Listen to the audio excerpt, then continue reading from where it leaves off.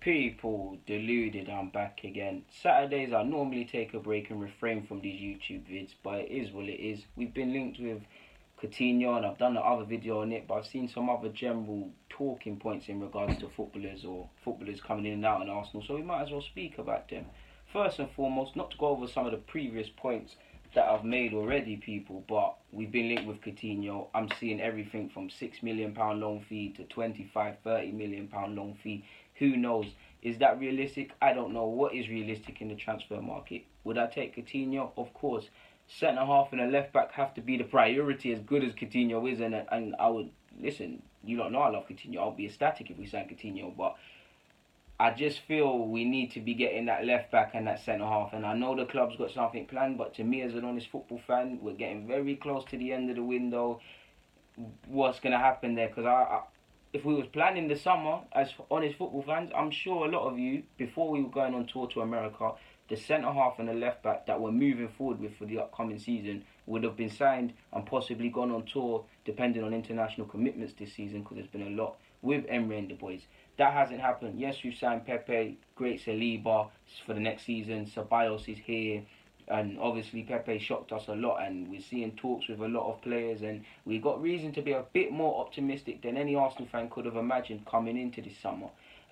But I believe we need to go for them. I would love Coutinho. How Emre would balance Coutinho, Mkhitaryan on paper if he leaves, which he should, that's a different story. Ozil on paper, Ceballos on paper, Joe Willock who's coming through, he's young and he's kind of irrelevant to if Coutinho comes, but how he balances them as well. And without talking about them sort of creative players, you've got Iwobi who'll probably play on the flanks, but he can play in the middle. You've got Torreira, Guendouzi and Xhaka as well, who are not creative midfielders, but if you be sensible people and you look at the midfield three, or the three positions typically occupied in midfield, whether that's a 10 or three flat midfielders, that's three roles up for grabs, depending on what Emre wants. Does he want creative midfielders in that? Does he want people that are going to work hard? Does he want a balance of the two?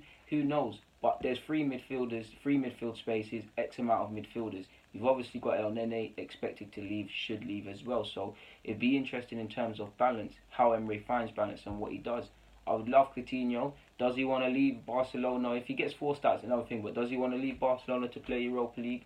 I'm not sure. I'm sure he'd have offers from bigger clubs, but if he did become available, if he has become available, that is. But you're hearing that all these other clubs got things to do, like Juventus, they're on the transfer market with other problems as well. Madrid, the whole Pogba business. If obviously you see the merry-go-round expected is that Pogba goes to Madrid, Barcelona want to sell. First and foremost, they want to sell Coutinho outright and to Man United, who would potentially pay for him to get it. So maybe there's some merry-go-rounds to go before people can get involved in. You actually imagine if Chelsea didn't have a transfer ban, would they get involved in that? We all know Raul Sanye's got the Barcelona contacts from obviously previously working there, and you actually heard he utilised his contacts very well for the Pepe deal. You obviously see us working with Mendes, but I believe some sort of coach or official within the Lille setup, they bumped past at Barcelona and worked together at Barcelona, so it's a small world, and definitely football's a smaller world, so it's nice to see Raul Sanye wheeling and dealing, utilising his contacts. Obviously, Coutinho, you'd like him outright, but at the end of the day, Arsenal just need to get back into the Champions League. If we've got Aubameyang who's scoring X amount of goals, Pepe, by God's grace, he can give us 10 goals, 10 assists minimum. Aubameyang 22 in the league, 30 plus. Lacazette chipping in. You'd imagine if Coutinho comes, he'd come with a bit of goals. Could potentially get us into the Champions League football via doing that. And if we marry defence together, he plays well. He either makes Barcelona think what we're doing is a stupid decision, let's get him back for next season, or he goes to a more reputable club. And if he did want to stay at Arsenal, hypothetically, I'd love that, but realistically speaking, it'd be in his best interest to show people again that I'm still Coutinho and whatnot. And if him and Ceballos, who probably don't, if Coutinho does come, probably don't want to be here long term, if they can just get us back in the Champions League and go on and do it what they want, and we can help, they can help us, and we can help them to help themselves, sort of thing, then it is what it is, people. I'd welcome that. But Moving on from that, you've seen us linked with Upamecano, people. I would love him of Leipzig. I think he's very raw, very good ball player, but his positioning needs a lot. Really ran the rule over him at the Under-21s Championship, and I think he'll improve our defence, but he's going to need a lot of coaching and some patience, people. I'll take him, of course, because it's Upamecano. I'd prefer Canute, admittedly, but and because he's better than what we have, but we can't expect, because it's like with Pepe. Pepe's a bad boy player and he's signed for big money. He has to hit the ground running, but don't confuse the fact that we've been crying for certain positions to be addressed and place unrealistic weights on shoulders, because Pepe is technically a £72 million player now. There's nothing he can do about that. But if you look at his situation, he's 24 years of age. He's had 2 stellar seasons. So what, people? And when I say stellar, I mean real good. You look at his statistics, people. 3 years ago, he was only scoring 3 goals in the league. And then these last 2 years, he's been quality, nothing short of the word. But that's 2 seasons. Is he going to hit the ground running? We know a lot of fans and people in general cast off man after 6 months. And they did it to Sane, and now they're saying Sane can be the best player in the league. City are stupid to sell him because of the Bayern Munich links. That's how fickle football is. But yeah, similar to Upamecano, a need for a centre half. You don't expect him to be Rio Ferdinand in his prime or things like that, because he's not. He's a young, good ball player, fairly tenacious and strong defender. I don't think he's got reasonable height. I actually don't know how tall he is. He just doesn't look the tallest on TV. I've never seen him live, so I don't know. But he looks about 6 foot something, and I don't really care about height. Obviously, you like Saliba, 6'4", but he's a good player. His height's irrelevant because he's a smart individual. I would like him. Is there a deal to be done with potentially Emil Smith-Rowe on loan there and structured payments for Upamecano? I don't know. You're hearing Emil linked with Wolfsburg, Werder Bremen, actually been linked with Leipzig, who won him permanently. But who knows for his future? And his future might drag on a bit in that the window in regards to the Premier League incoming shuts, but the European-based one is still going to be going. So maybe it's a thing, he just gets fit, and in the next few weeks, before the deadline of the European market, he would have made his decision or gone elsewhere and whatnot. I think I've said this in a previous vid, but Asano has also joined Partizan, people. Keeping up track with departing players. Young Nigerian player Kelechi Nwakwe has actually been released. Now we've released him, or kind of tore up his contract, or just granted a free transfer to Spanish side Helska. I can never say their name.